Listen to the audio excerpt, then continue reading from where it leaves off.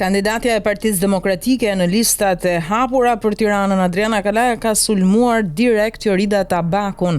Tabaku ishte e vetmja në listën e hapur e cila arriti të fitonte mandatin e deputetit me mbi 20.000 vota.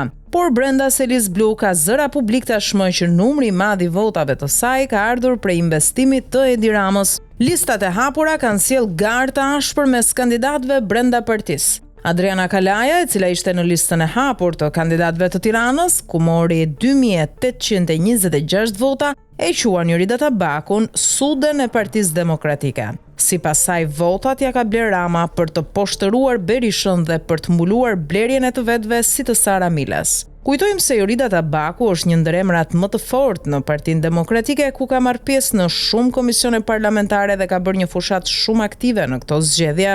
Votat sude Tabakut ja bleu Rama me oligarkët dhe këtë e din të gjithë. Qëllimi për të poshtëruar Berishën, për të mbuluar blerjen e atyre të vetëve si Sara Mila, për të zgjedhur opozitën që do.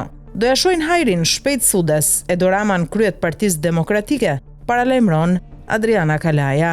Me anë të këtij postimi, shumë mendojnë se nuk është direkt bindje e Adriana Kalas, por indirekt qëndrimi i vetë Sali Berishës.